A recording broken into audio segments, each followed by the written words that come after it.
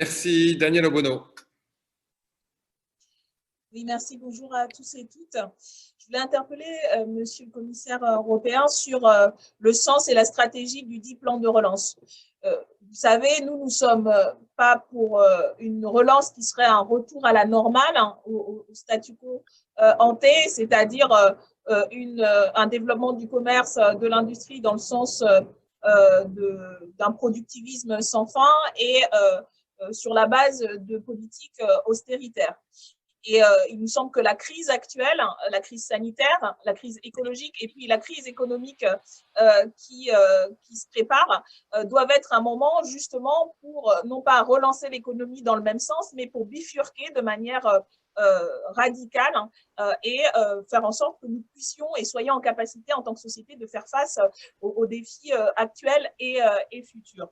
Et de ce point de vue, il nous semble que la direction que prend le plan de relance, les moyens qui sont mis en œuvre ne sont pas suffisants, que faire à nouveau emprunter sur les marchés au lieu de mettre en place un mécanisme de dette perpétuelle qui permettrait en fait d'avoir les leviers pour cette bifurcation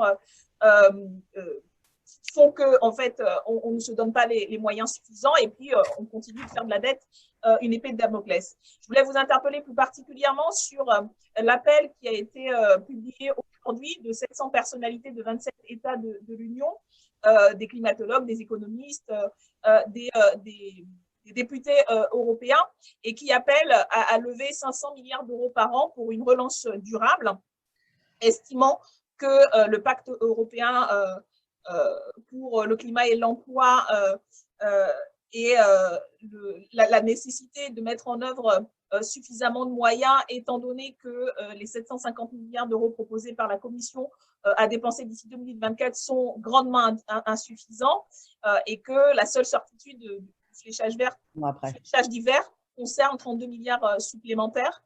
Et donc, là, parmi les propositions qui sont faites et que nous soutenons, la question de la fin des subventions aux industries fossiles et le financement des moyens par une taxe sur les transactions financières. Je voulais avoir votre avis sur le sujet. Merci. Madame Obono, alors je reconnais effectivement une question qui est souvent débattue dans votre parti. Je respecte tout et chacun évidemment à son opinion, elle est par définition respectable. Je sais que vous êtes très mobilisé, vous rejoignez du reste en cela un petit peu les propos de M. Chassaigne sur l'annulation de la dette ou dette perpétuelle. Alors c'est une nuance. Voilà. En ce qui concerne la Commission européenne, c'est la première fois qu'elle va émettre de la dette de cette nature. Je pense qu'il serait hasardeux de dire qu'on va émettre de la dette pour l'annuler ensuite. Et je pense qu'il serait, y compris hasardeux, de se lancer sur des obligations perpétuelles pour une institution comme la Commission. Ça ne fonctionnerait juste pas. Il n'y aurait pas besoin de la demande pour ça. Donc voilà, on s'inscrit dans un cadre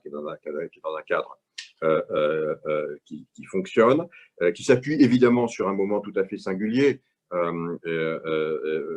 Madame Obono, qui est le fait que nous avons des taux d'intérêt qui sont extrêmement bas, donc on essaye de bénéficier de cette période pour précisément ne pas alourdir par la charge des intérêts de la dette les budgets à venir.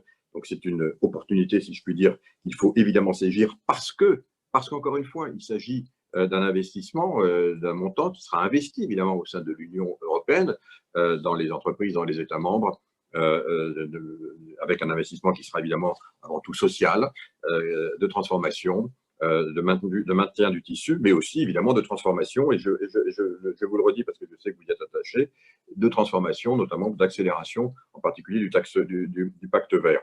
Alors, vous indiquez des pistes nouvelles de taxation, des taxes nouvelles. C'est vrai que, vous savez, à partir du moment où on parle de taxes, l'imagination est souvent au pouvoir, et en particulier en France, on est très imaginatif. Vous faites référence à un certain nombre de taxes nouvelles.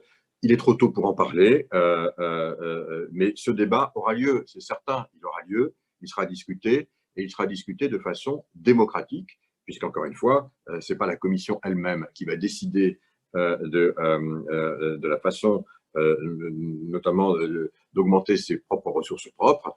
Ce seront, je le rappelle, c'est le Parlement européen qui représente le peuple, c'est le Conseil européen qui représente les États, qui eux-mêmes donneront effectivement à la Commission ses moyens.